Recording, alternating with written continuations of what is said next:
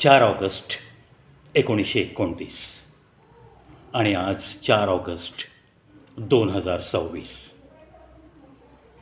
किशोर कुमार यांच्या आठवणीत miss you किशोरदा या सेगमेंटमध्ये आपला हा चौथा व्हिडिओ. चित्रपट नमक हराम, राजेश खन्ना आणि अमिताभ बच्चन. जुना एक चित्रपट, राजेश खन्ना आणि अमिताभचा आनंद. त्या पिक्चरमध्येच राजेश खन्नाला कुठेतरी वाटून गेलं होतं कि हमारे सामने जो काम कर रहा है कलाकार अमिताभ बच्चन जिसका नाम है, शायद ये लंबी रेस का घोड़ा हो सकता है. आणि नमक हराम जेव्हा रिलीज झाला तेव्हा राजेश खन्नाने प्रीमियर शोला स्वतः सांगितलं कि आज से बॉलीवुड को एक नया सुपरस्टार मिला है जिसका नाम है अमिताभ बच्चन.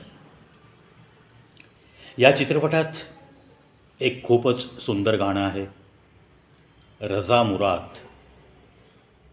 अमिताभजी, राजेश खन्ना. खूप टचिंग असं हे गाणं आहे आणि रजा मुराद यांची ॲक्टिंग या गाण्याच्या काही ओळींच्या वेळेस खूपच मनाला हलवून टाकते.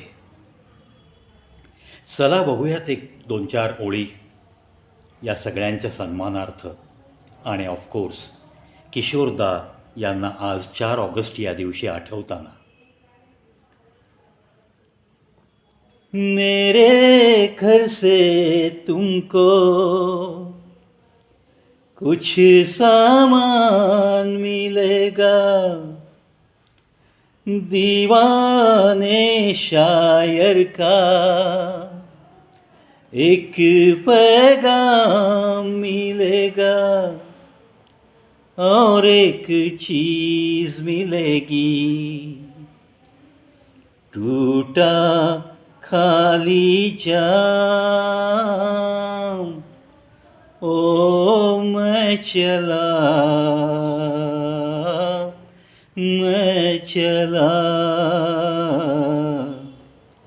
मैं शायर बदनाम. शोलों पे चलना था, कांटों पे सोना था, और अभी जी भर के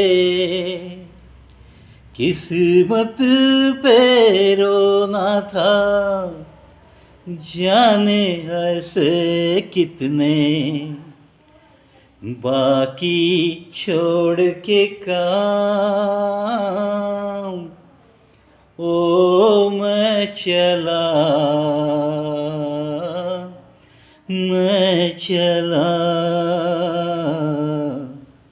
मैं शायर बदनाम.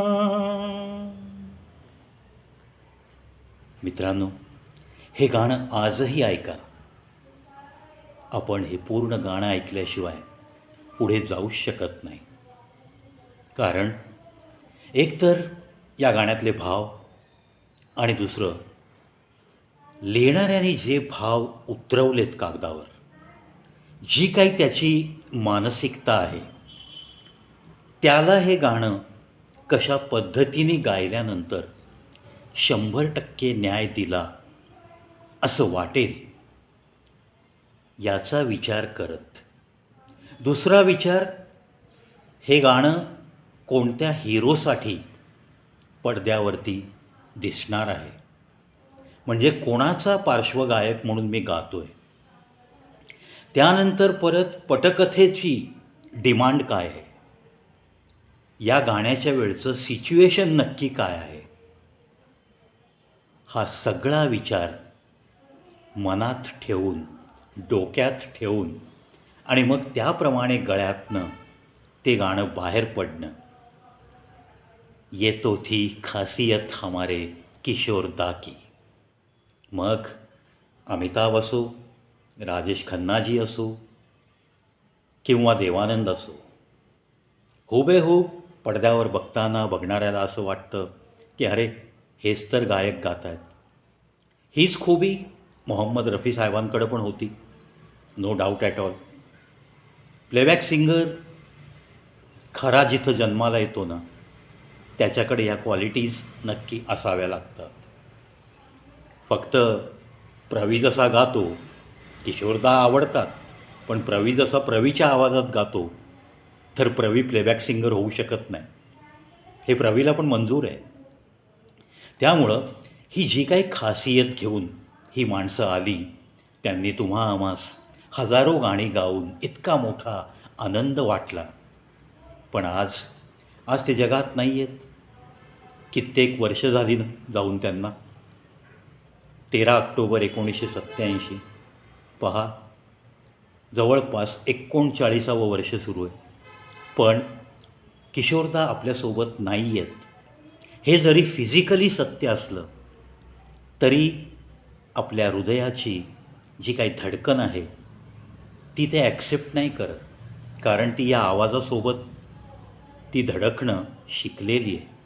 आणि त्याला त्या हमारे दिल की धड़कन को मानो की आदत सी हो गई है किशोरदा क्या आवाज़ की. खरं आहे ना? मला तरी हे खरं वाटतं आणि म्हणूनच मी किशोरदांची गाणी उगाच अशी गुणगुणत असतो. अहो, हे संगीत इतकं सोपं नाही आहे. गाणी गाणं, क्लासिकलचा क्लास लावणं किंवा मग त्यातनं पारंगत होत होत तुम्ही वेस्टर्न म्युझिक पण ॲडॉप्ट करणं किंवा मग कोणतीही गाणी गाण्याइतकी स्वतःमध्ये कुवत मिळवणं आणि त्यानंतर स्टेजवर गाणं आणि मग हौशी कलाकार म्हणून माझ्यासारखे स्टेजवर गाणं, याच्यात जमीन आसमानचा फरक आहे. ठीक आहे ना, आवड आहे, त्या कलाकाराला आम्ही मानतो आणि म्हणून मग त्याची गाणी आम्ही हक्काने गुणगुणतो. प्लस मायनस हे तर प्रत्येकामध्ये आहे ना. हुबेहूब किशोर कुमार एकच, ते स्वतः. त्यानंतर किशोर कुमार, त्यांची गाणी गाणारे लाखो असतील भारत देशात, परदेशात पण असतील. ते आवडतात म्हणून गुणगुणणारे माझ्यासारखे करोडो असतील. पण आभास कुमार कुंजीलाल गांगुली फक्त एकच, जे खांडवा मध्य प्रदेशमध्ये जन्माला आले आणि कर्मभूमी म्हणून मुंबईमध्ये येऊन त्यांनी आराधना चित्रपटापासून जी सुरुवात केली प्लेबॅक सिंगिंगला, त्यानंतर मात्र शेवटच्या श्वासापर्यंत कधीही वळून पाहिलं नाही. चला, अशा महान कलाकाराचा आज जन्मदिवस आणि या 4 ऑगस्ट या दिवशी किशोर कुमारांची गाणी नाही आठवायची, त्यांची गाणी नाही गुणगुणायची, तर मग तो 4 ऑगस्ट कसला? अशाच मताचा मी तरी आहे आणि म्हणूनच हा एक छोटासा प्रयत्न. मिस यू किशोरदा हा सेगमेंट कविप्रवीत शो यूट्यूब चॅनलवर पाहत राहा, ऐकत राहा आणि आज तरी फक्त किशोर कुमार यांची गाणी ऐकत ऐकत 24 तास काढा, हीच तुम्हाला नम्र विनंती.